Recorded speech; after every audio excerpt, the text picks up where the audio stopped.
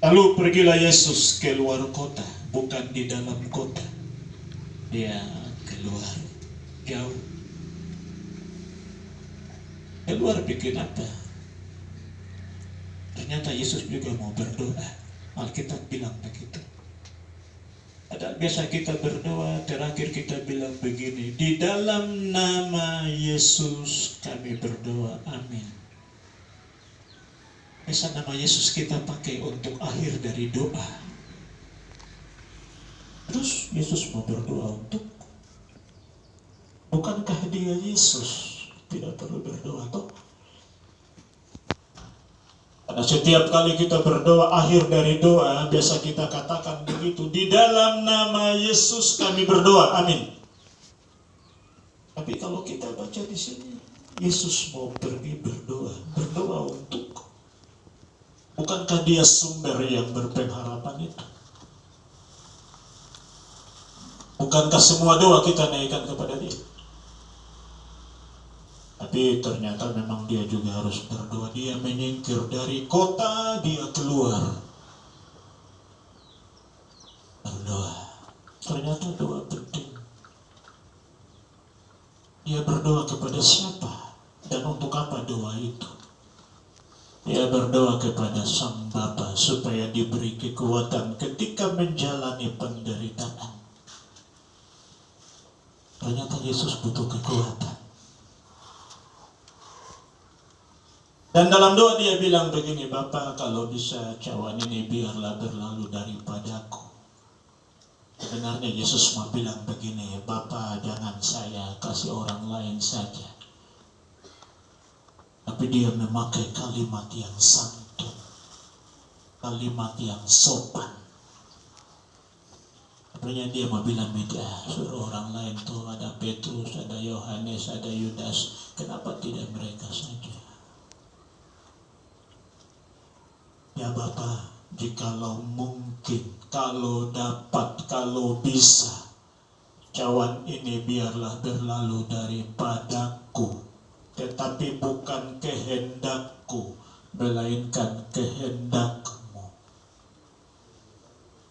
Yesus sadar, jalan hidup tidak bisa dibatasi, tidak bisa dibatalkan. Rancangan Allah tidak bisa ditunda, tidak bisa tunjuk orang lain ganti. Harus dilalui, harus dialami. Oleh karena itu ketika dia kembali, para murid ini sedang tertidur, dia bilang, kenapa tidur terus, bangun sudah. Bangun untuk apa? Bangun untuk lihat situasi yang sedang berlangsung. Kendati pun ada catatan karena mereka berduka. Tetapi pengertian bangun ini bangun untuk melihat persekutuan, bangun untuk melihat pelayanan, bangun untuk melihat segala pekerjaan. Bangun dari tidur berarti ada pekerjaan besar yang menanti. Bukan tidur-tidur tuh. Itu yang dia bilang kepada para murid. Kenapa kamu tidur terus? Bangun sudah. Bangun berarti ada pekerjaan-pekerjaan yang harus dilihat. Bangun berarti ada pelayanan yang dikerjakan. Bangun berarti kita dibutuhkan. Bangun berarti bangkit dan melihat ke depan apa yang mau dikerjakan, dilakukan. Itu yang Yesus maksud. Kenapa kamu tidur-tidur saja? Ya memang ada perasaan karena penderitaan itu akan dialami, dilalui. Tetapi tidak harus membuat mereka untuk kecil hati, tidak. Harus hadapi, harus alami dan siap untuk pekerjaan itu. Dan hari ini kita keluar dari kota, kita tidak di kota. Yesus juga tuh dia keluar kota. Untuk apa berdoa? Kalau Yesus saja berdoa, masa kita tidak?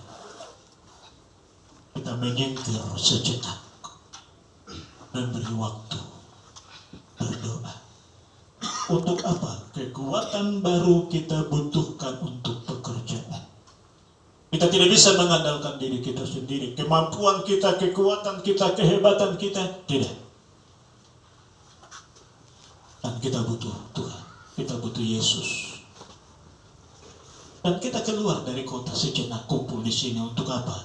Bersekutu, berdoa, meminta kekuatan baru yang bersumber dari Dia. Oleh karena itu kita tidak boleh didapati sedang tidur. Tidak, seperti para murid. Bangun, bangun, bangun. Lihatlah sekeliling kita. Banyak pekerjaan, banyak pergumulan yang harus kita lakukan. Dan itu yang dikerjakan oleh Yesus. Persekutuan yang dikasihi oleh Tuhan kita Yesus Kristus. Pekerjaan pelayanan dilakukan oleh Yesus. Walaupun para murid ini mereka hadir sama-sama. Tapi begitu penangkapan di Taman Getsemani semua hilang, jauh. Masuk para murid. Padahal pernah Petrus bilang begini, Yesus, matikah, hidupkah, saya siap. Itu pernyataan Petrus.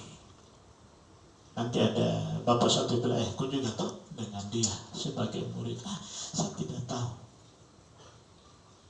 Ada ibu satu lagi datang, oh kau ini orang Galilea, berarti kau ini salah satu dari murid Yesus. Bukan saya tidak kenal.